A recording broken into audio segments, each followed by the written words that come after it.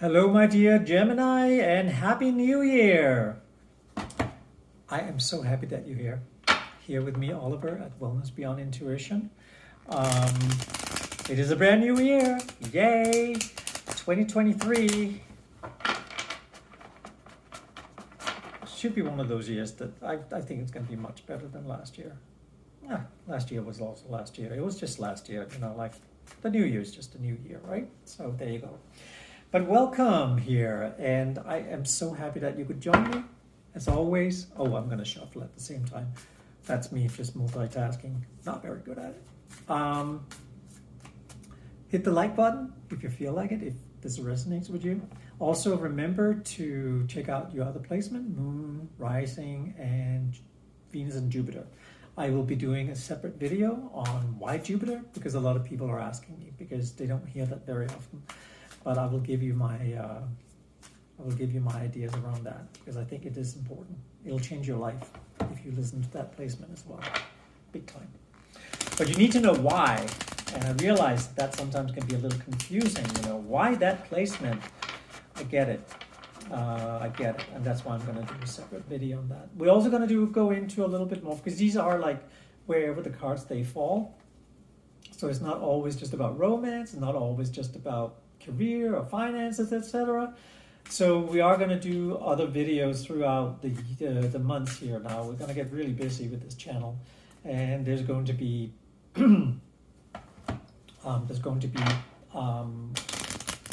where we directly look at your love life and where we look at your career and your finances, etc. We're just going to try and focus in on it. But right now, these are the monthly sort of general readings, and which is okay. I do personal readings, and all that you can find below this video, all the links to that, plus everything else that I'm doing, and I would love for you to be part of it. It would be awesome, because I love to have you with me. So dear Gemini, let's get into it. Let's see what it is that you're up to here in January, and where it might take you to, where it might take you further on, okay? So I look like I'm still celebrating New Year's. Maybe I am. Maybe it's still New Year's for me. It's not. It's not. All right, we start out with the Hermit. Why not? And the Wheel of Fortune. And we're going to move into the Magician. Wow, this is actually really beautiful. I get goosebumps. The Hangman. Wow. Right off the back, you get 4 of the cards in the Great Arcana. Wow. The Knight of Cups, the Death card. Wow, you really are just sort of, there's something grand and big happening in your life. Wow. The King of Cups. What the fuck? The 7 of Swords, okay. And the 8 of Wands. And we are going to end this with the Ace of Swords. Wow. Well, one thing is for sure, you're ready. You are really ready to make big changes in your life.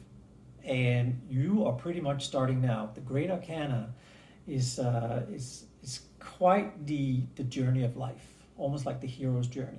I should do a whole different video on that, because very interesting. It's very interesting when you look at each card in the Great Arcana and where it takes you. It's mind-blowing. That's one of the reasons why I'm fascinated with tarot.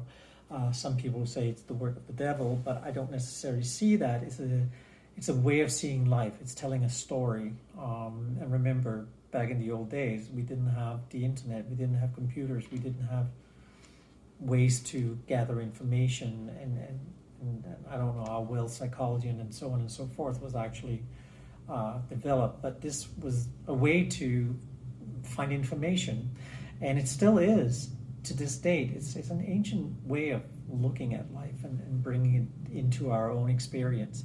But you look at the Hermit, the Wheel of Fortune, the Magician, and the Hangman right off the back, and then you got the Death and Rebirth card, which is really beautiful. So what I want to say to you is that you are absolutely embarking on a brand new journey here, and you're doing it big. You have given yourself an opportunity to do a lot of reflection. And it's time now, possibly because of what it is that may have occurred in your life in the past. And we're looking at both romance, we're looking at career, where it may not have panned out the way you wanted it to, but at the end of the day, it got you into a more of a where you're more reflecting on where you want to take it. And guess what? You have the wheel of fortune on your life. The wheel is always in motion, as I always say. So when it's down, it's got to go up, and you're standing on top of it, and you are really taking it to the next level. You got the magician here, and besides the fact that the magician is talking about magic, the way you may see magic, the way I may see magic, it doesn't matter. But it's also about being able to communicate what it is that really is on your heart. The hangman is a way of feeling suspended in midair, not feeling anything is actually going the way you want it to go. But remember, when you've spent so much time in a place where you reflect on what it is that you want, where you want to see your life in the future, it can get overwhelming, especially in the mind of a Gemini. Oh boy. And you sense that you're not quite sure, in which direction you want to go. Now, this is why I love the hangman, because the promise of the hangman, in my opinion, and the way I see it, the way I read the card, is that it doesn't really matter in which direction you choose to go. The outcome will be the same. All it is just a choice. I mean, do you believe you need to do it the hard way, or do you believe you need to do it the easy way? Okay, so getting beyond what prompted you to the Hermit, the past relationships, the past work, whatever that may be, you want to move away from it. And again, how do you move away from it? Because there has been disappointments here. The Seven of Swords, there's been people in your life. We see the Knight of Cups and the King of Cups. They all have very, very good intentions. But it almost feels like those intentions, they weren't actually quite living up to what it is that you expected them to be, because of the Seven of Swords. At the end of the day, you felt some sort of betrayal, maybe. You felt a little bit blindsided. And but I don't necessarily see it as you being blindsided by somebody. I feel that, remember, our expectations, when they are too high, the fall is it's a pretty hard fall, if we do fall, right? So I think that what it is that you're bringing your balance back to, and where you're bringing your things back to, and why maybe it can feel a little overwhelming, is to a place where you need to out with the old and in with the new, the Death card. Something needs to die.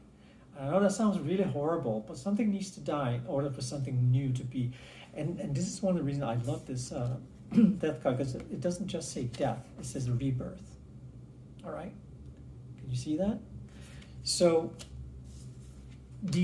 something needs to die in order for something to bring back to life. So when I say something needs to die, it can be a relationship you don't need in your life anymore. Doesn't matter. It doesn't have to be romantic. It can be with a business partner. It can be a certain situation that you've spent too much time on and didn't quite bring you what it is that you thought it was going to bring you. But it needs to die in order for you to move on.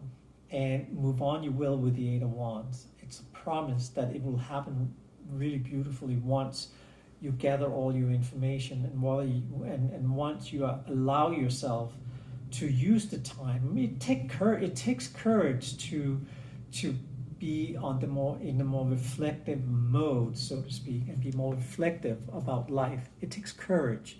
I don't care what people say. I think it takes courage. I think it takes courage to be who you are, who you want to be, and not always just follow the trend or follow the people, follow other people. You decided to, when everybody was just going on with their life and moving with the stream, you decided to say, stop. No, I need to sit back. I need to reflect on what it is that's happened in the past in my life, because it didn't quite give me what it is that I'm searching for. And that will happen. The Eight of Wands will guarantee, it guarantees that you will find it, and you will find clarity in all of this. This is all about clarity.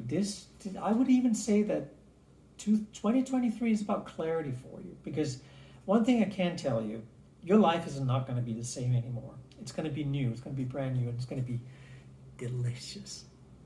It's going to be exactly what you want it to be. Yeah. And I want you to celebrate that. I want you to see your own courage. And I think you do. I don't think you sit there and you don't sit there in that pity corner, and you don't sit there and feel sorry for yourself for much longer. You're moving on. You are making the changes. And the clarity is the key to this, because once you have that clarity and you can see clearly where you want to go, you'll get there. Like, just almost like this. And well, maybe not like this. It's not bewitched or whatever. But or maybe, what do I know? But I know that you're going to get there. You're going to get clarity what you're going to do with your life, what you're going to do around your romantic partners, what's going on in your romantic life. You're going to get clarity around your career and finances, and you're going to reshape it. It's going to feel like rebirth, and it's going to come out beautifully. That's what I can tell you. All right?